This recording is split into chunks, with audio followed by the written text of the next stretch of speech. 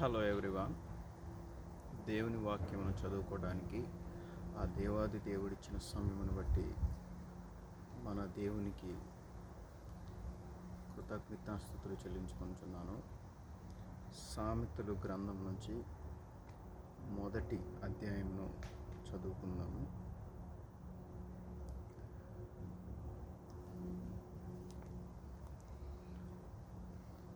దావీదు కుమారుడును ఇశ్రాయేలు రాజునైన సొలొమోను సామెతలు. జ్ఞానమును ఉపదేశమును అభ్యసించుటకును వివేక సల్లాపములను గ్రహించుటకును నీతి న్యాయ యథార్థతలను అనుసరించుటయందు బుద్ధి కుశలత ఇచ్చు ఉపదేశమునందుటకును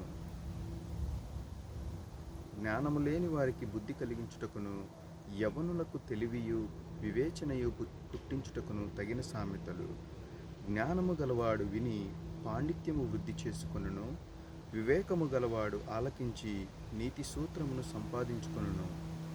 వీటి చేత సామెతలను, భావసూచక విషయములను, జ్ఞానుల మాటలను, వారు చెప్పిన గూఢవాక్యములను జనులు గ్రహించుదురు. యెహోవా యందు భయభక్తులు కలిగియుండుట తెలివికి మూలము. మూర్ఖులు జ్ఞానమును ఉపదేశమును తిరస్కరించుదురు. నా కుమారుడా, నీ తండ్రి ఉపదేశమును ఆలకించుము, నీ తల్లి చెప్పు బోధను త్రోసివేయకుము.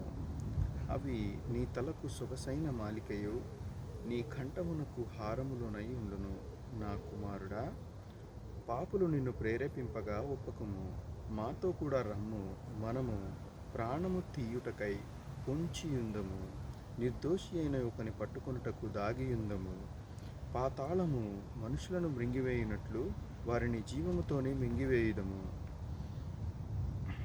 సమాధిలోనికి దిగువాడు మృంగబడునట్లు వారు పూర్ణ బలముతో నుండగా మనము వారిని మృంగివేయుదము రమ్ము అని వారు చెప్పునప్పుడు ఒప్పకుము. పలు విధములైన మంచి సొత్తులు మనకు దొరుకును, మన ఇండ్లును దోపుడు సొమ్ముతో నింపుకుందుము. నీవు మాతో పాలివాడవై ఉండుము, మనకందరికి నీ సంచి ఒక్కటే ఉండును అని వారు నీతో చెప్పుదురు. నా కుమారుడా, నీవు వారి మార్గమున పోకుము, వారి త్రోవల యందు నడవకుండా నీ పాదములు వెనుకకు తీసుకొనుము. కీడు చేయుటకై వారి పాదములు పరుగులెత్తును, నరహత్య చేయుటకై వారు త్వరపడుచుందురు. పక్షి చూచుచుండగా వలవేయుట వ్యర్థము, వారు స్వనాశనమునకై పొంచియుందురు. తమను తామే పట్టుకొనుటకై దాగియుందురు. ఆశాపాతకులందరి గతి అట్టిదే, దానిని స్వీకరించు వారి ప్రాణము అది తీయును.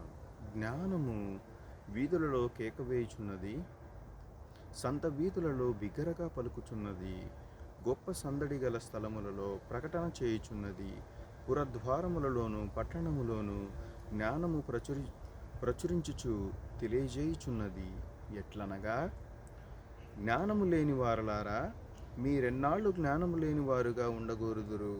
అపహాసకులారా, మీరెన్నాళ్ళు అపహాస్యము చేయుచు ఆనందింతురు? బుద్ధిహీనులారా, మీరెన్నాళ్ళు జ్ఞానమును అసహించుకొందురు? నా గద్దింపు విని తిరుగుడి, ఆలకించుడి. నా ఆత్మను మీ మీద కుమ్మరించుదును, నా ఉపదేశమును మీకు తెలిపెదను. నేను పిలువగా మీరు వినకపోతిరి, నా చేయి చాపగా ఎవరును లక్ష్య పెట్టకపోయిరి. నేను చెప్పిన బోధ ఏమియో మీరు వినక త్రోసివేసితిరి. నేను గద్దింపగా లోబడకపోతిరి. కాబట్టి మీకు అపాయము కలుగునప్పుడు నేను నవ్వెదను, మీకు భయము వచ్చినప్పుడు నేను అపహాస్యము చేసేదను. భయము మీ మీదికి తుఫాను వలె వచ్చినప్పుడు, సుడిగాలి వచ్చినట్లు మీకు అపాయము కలుగునప్పుడు, మీకు కష్టమును దుఃఖమును ప్రాప్తించునప్పుడు నేను అపహాస్యము చేసేదను. అప్పుడు వారు నన్ను గూర్చి మొరపెట్టెదరు గాని నేను ప్రత్యుత్తరం ఇయ్యకుందును.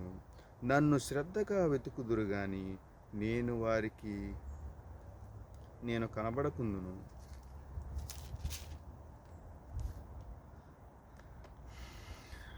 జ్ఞానము వారికి అసహ్యమాయెను, యెహోవా యందు భయభక్తులు కలిగియుండుట వారికి ఇష్టము లేకపోయెను. నా ఆలోచన విననొల్లకపోయిరి, నా గద్దింపును వారు కేవలము తృణీకరించిరి, కాబట్టి వారు తమ ప్రవర్తనకు తగిన ఫలము అనుభవించెదరు. తమకు వెక్కసమగు వరకు తమ ఆలోచనలను అనుసరించెదరు. జ్ఞానము లేని వారు దేవుని విసర్జించి నాశనమగుదురు.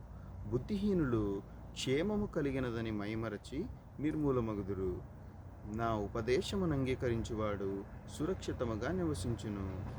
వాడు కీడు వచ్చునన్న భయము లేక నెమ్మదిగా నుండును. దేవుడు ఈ వాక్యమును మన హృదయములో ఫలింపజేయునుగాక. మంచి సత్ప్రవర్తన కలిగించుట దేవుని వాక్యము ద్వారా మాత్రమే సాధ్యమవుతుంది. అది నా జీవితంలోని సాధ్యమవుతూ వస్తుంది. దేవుడు ఈ వాక్యమును మన హృదయంలో బలపరిచి నడిపించునుగాక. ఆమేన్.